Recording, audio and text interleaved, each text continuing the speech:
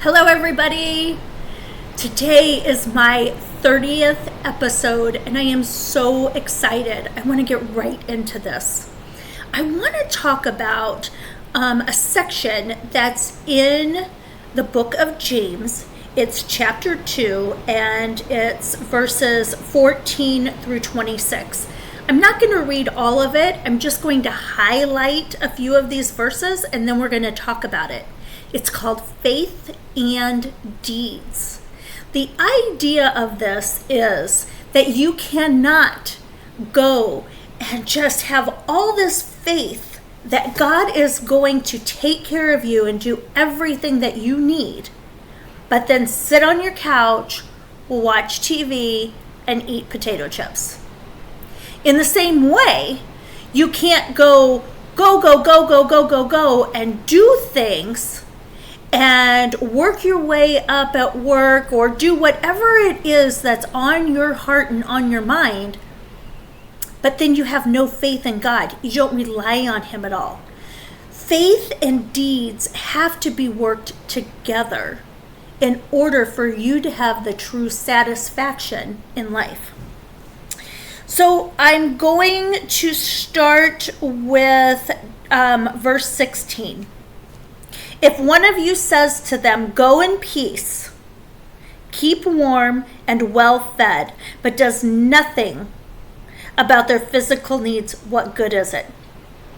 And that's if you see somebody that has no clothes and has no food, and you're like, "Oh, go in peace, God bless you," but then you don't do anything to help them. Does that work? If you believe that there is one God, good. Even demons believe that, and they shudder. You foolish person, do you want evidence that faith without deeds is useless? Was not our father Abraham considered righteous for what he did when he offered his son Isaac on the altar? You see that his faith and actions were working together, and his faith was made complete by what he did. So if you remember that story, Abraham waited 90 years before he had a son. He was promised a son, him and his wife, Sarah. And they waited, and they finally got that son when he was 90 years old. And she was something like 70 years old, too old to have children. And they finally got the son, and the son was about 13, 15 years old, and God tells Abraham to take him and to sacrifice him. You promised me the son. You actually promised me I was going to have a nation come out of the son, through this son. And now you want me to sacrifice him? And Abraham, for his love of God, he actually took his son Isaac on this hike to sacrifice him. He actually had him tied up and on the mound where he was going to do this. And he was ready to do it. And God says, "No, Abraham, I don't want you to do that." You see, God wanted to know if Abraham really had faith in him. And then God provided this huge ram that they could sacrifice to the Lord, because that's what they did then. You see, a person is considered righteous by what they do and not by faith alone. In the same way, was not even Rahab, the prostitute, considered righteous for what she did when she gave lodging to the spies and sent them off in a different direction? As the body without the spirit is dead, so faith without deeds is dead. So before I go on, I want to just tell you a little bit about Rahab. She is back with Joshua, after Moses had died, and they're going into their promised land, and Joshua sent these spies into Canaan. I think it was Canaan is where they were, and Rahab was a prostitute there, but she had the faith that what she was doing was right, that these spies were correct, and her own people were not correct. So she had the faith, and then she helped them. So she had faith, and she did the deed. And guess what? She is part of Jesus's lineage, and she started off as a prostitute. So kind of think about that too. Some of us think that we're so righteous, that we're so good, that we've been in church for so long, and we've done this and we've done that we're so righteous, but we just go and we just do the same things over and over and over again, and we don't really rely on God. We don't really have that faith. We don't really do the works that needs to be done. Then you have somebody that comes in that's, let's say, an alcoholic, and they have had, their life has been a mess their whole life, but then they come into church and they just start moving and shaking and doing stuff. And then all of a sudden, they're getting stuff done when the person that's righteous over here hasn't had the faith, hasn't moved their way up in their faith, hasn't continued reading the Bible, hasn't continued their love for the Lord.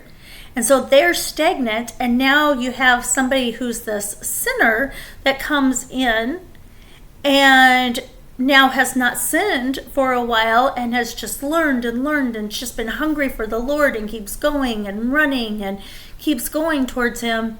And now that person who is considered that sinner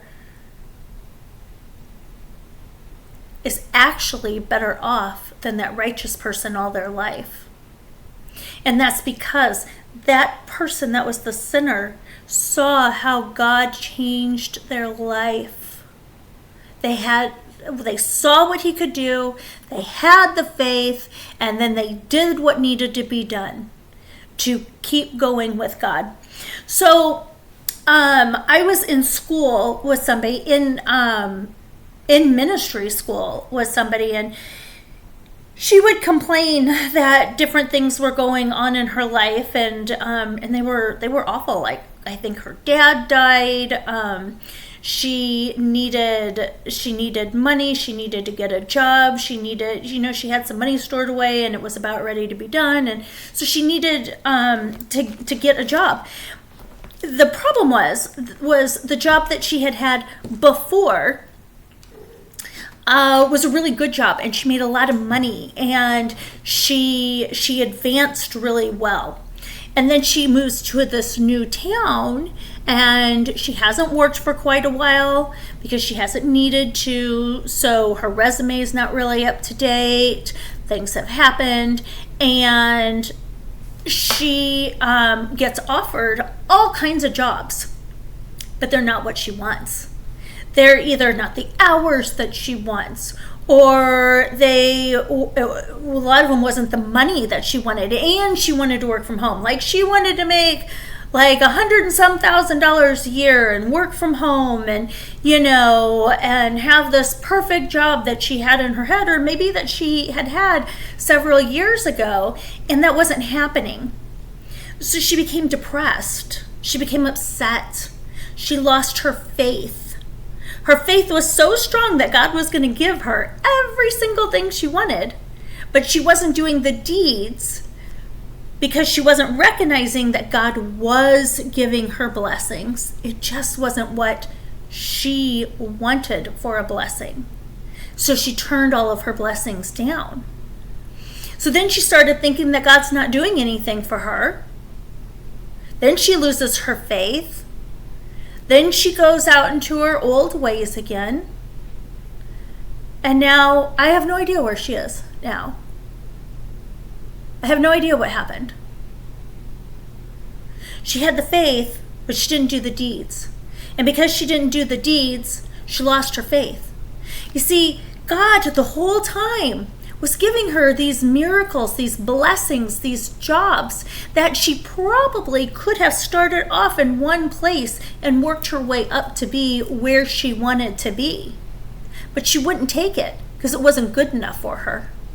She expected God to give her everything that she wanted without doing the extra work that needed to be put in for that. And as Christians, we are called for more. We may be called to work more than others. We may be called to make less money than others. But we're called to do it, and we're called to have the faith that God is taking care of us. And He is. I guarantee it. He is. As long as you are going, as long as you are working, and you have the faith, He's going to take care of you. So I want you to think about that today, because I know we all have a situation where we've either had faith or we've done the deeds, but we haven't done both. So think about that situation back in your past, and then think about what the outcome was of it. And now, moving forward, change your attitude, change your mind, come to Christ, and do exactly what it is He's calling you to do, to have the faith and the deeds. And then, let's just say faith plus deeds equals blessings.